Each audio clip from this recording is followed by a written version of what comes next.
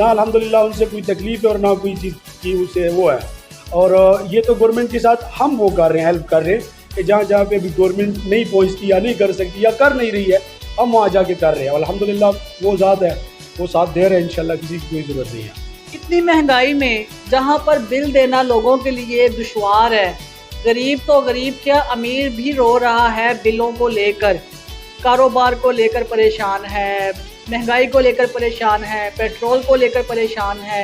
اس مہنگائی کے دور میں آپ لوگوں کے لیے راشن تقسیم کر رہے ہیں.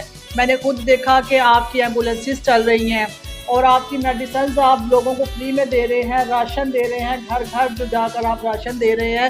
اس کے ساتھ ساتھ آپ جو تدفین و عراق کا بھی کام کر رہے ہیں. اس مہنگائی کے دور میں یہ آپ کیسے کر لیتے ہیں؟ کیا کوئی آپ کو کوئی فنڈنگ شنڈنگ آتی ہے؟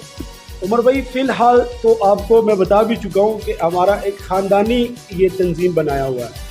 اس میں فنڈنگ جو کریں گے بالکل سو بسم اللہ، اس میں کوئی ایشو تو نہیں، لیکن ابھی تک کسی سے ہم نے کوئی فنڈ نہیں لیا ہوا ہے. اور جو زکوٰۃ ہے، جو اللہ کا مال ہے، اس پہ ہم کر رہے ہیں. یہ بھی ہم نہیں ہے کہ کسی پہ احسان کر رہے ہیں. جو حاجی صاحب ہمارے بانی ہیں، حاجی غلام نبی صاحب ہیں، اور جو ان کی ٹیم ہے جو مالی اس پہ وہ کر رہے ہیں، وہ صرف اور صرف اللہ کی مال سے بغیر احسان کے، کیونکہ زکوٰۃ جو ہے یہ اللہ کا امانت ہے آپ کے پاس، اور اس کو لوگوں کو پہنچانا بھی یہ اللہ کا حکم ہے. تو وہی زکوٰۃ کو لے کے حقدار تک پہنچاتے ہیں اور کوشش کریں گے. باقی ہمارے الحمدللہ سب سے اس وقت جو مضبوط پاکستان کا ادارہ ہے وہ پاک فوج ہے. اور پاک فوج جب تک ہے تو یہ پاکستان ہے. انشاءاللہ اللہ نے ہمیں ایک ایسی فوج دی ہے جو میں کہتا ہوں کہ اگر نہ ہوتی تو کشمیر کو دیکھیں، کشمیر چھوڑے فلسطین کو دیکھیں، فلسطین سے آپ جا کے افغانستان دیکھیں، جہاں پہ بھی مسلم ملک ہے وہاں پہ فوج نہیں ہے. تو یہ حالات ہے. الحمدللہ ہمیں کسی سے کوئی ٹینشن نہیں ہے جب تک ہماری پاک فوج ہے. اور ہم اس کے شانہ بشانہ الحمدللہ ہمارا یہ بھی منشور میں ہے کہ پاک فوج کے شانہ بشانہ، کیونکہ پاک فوج ہر جگہ موجود ہوتی ہے. آپ سیلاب زدگان کو دیکھیں، زلزلہ زدگان کو دیکھیں، جہاں پہ بھی کوئی بھی ریلیف کا کام ہو، کوئی ایمرجنسی ہو، تو آپ کی پاک فوج سب سے پہلے کھڑی ہوتی ہے.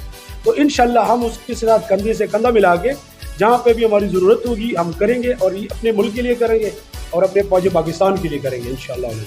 جی انشاءاللہ اللہ تعالیٰ آپ کی اس خواہش کو اور اس کاوش کو اپنی بارگاہ میں قبول فرمائیں. قبلہ شاہ جی، آپ کو ناظرین دیکھ رہے ہیں اور آپ کا پروگرام سن بھی رہے ہیں، اور ظاہر سی بات ہے اگر وہ آپ کا پروگرام سن رہے ہیں تو وہ آپ سے رابطہ بھی کریں گے.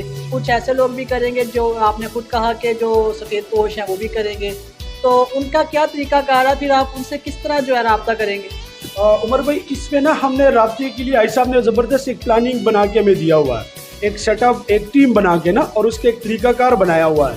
طریقہ کار یہ ہے کہ جیسے جتنے لاہور کی یہ ٹاؤنز ہے، 9-8 ٹاؤنز ہے، تو اس میں ہمارے ممبر بیٹھے ہوئے ہیں اور ان کو پتہ ہے کہ یار میرے اہل محلہ میں کتنے لوگ جو ہے وہ سفید پوش ہے، غریب ہے، کہاں سے ہے.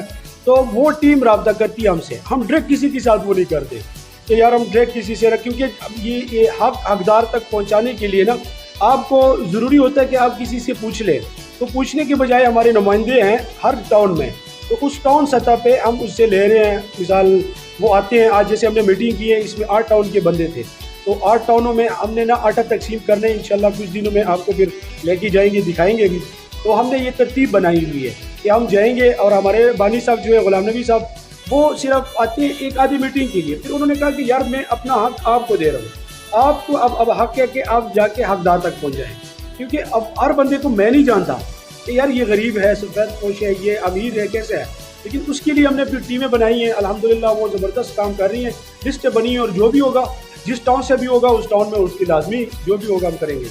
چلیں آپ کی اس کاوش سے ہر اس غریب انسان تک سفید گوشت جو لوگ ہیں ان تک راشن تو پہنچ گیا، ان کی ضرورت کی زندگی کی جو چیزیں ہیں وہ آپ کی طرف سے ان کو پہنچ گئی. لیکن جو آپ کی ٹیم کام کر رہی ہے، در حقیقت جو مین جو کام آپ کی ٹیم کر رہی ہے، کیا ان کے لیے بھی آپ نے کوئی تنخواہیں وغیرہ رکھی ہوئی ہیں، کوئی پیکج رکھا ہوا ہے؟ نہیں، ایسا بالکل نہیں ہے عمر بھائی. اس میں کوئی بھی تنخواہ دار آدمی نہیں ہے. اس میں جتنے بھی ہماری ٹیم کا حصہ ہے اور جتنا خدمت الناس کے ساتھ ہے وہ الحمدللہ خود امیر ہے. اور وہ ہمیں جا کے اسی لیے نا ہم نے تنخواہیں بھی اگر یہ تنظیم ہوتی ہے دے رہی ہوتی ہے، لیکن ہم نے ایسا بالکل نہیں کیا. اس میں پھر آپ کو نا تھوڑی سی مشکلات آتے ہیں کیونکہ وہ سوچ ان کی اتنی ہوتی ہے جتنے اس کی تنخواہ ہوگی نا. تو اصل میں اس میں سارے جو ہمارے برادری کے لوگ ہیں وہ امیر ہیں اور وہ ان کے گھر ہم پہنچاتے ہیں راشن. تو کم از کم یہ چیز ہمیں تسلی ہوتی ہے کہ ہمارا راشن حقدار تک پہنچ جائے گا. اگر تنخواہ پہ رکھیں گے تو پھر اس کی نگرانی بھی خود کرنی پڑے گی ہمیں. تو اس لیے کسی تنخواہ دار کو ہم نے نہیں رکھا.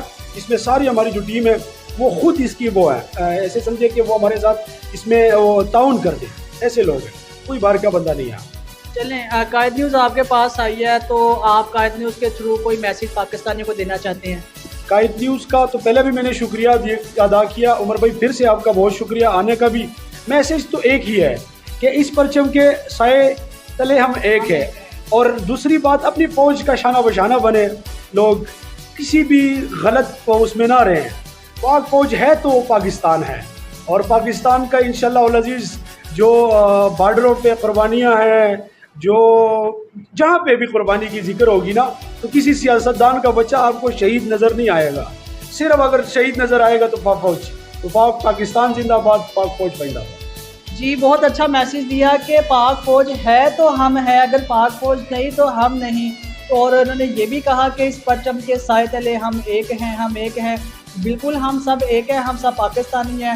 انہوں نے بھی کہا، میں بھی کچھ کہنا چاہتا ہوں کہ سندھی ہم، بلوچی ہم، پنجابی ہم، پٹھان ہم، اس پرچم کے نیچے پاک فوج کے جوان ہم. اپنے میزبان محمد عمر قادری کو اجازت دیجیے. انشاءاللہ پھر ملاقات ہوگی نئے مہمان کے ساتھ، نئی جگہ پر، نئے مقام پر. تب تک کے لیے اللہ حافظ.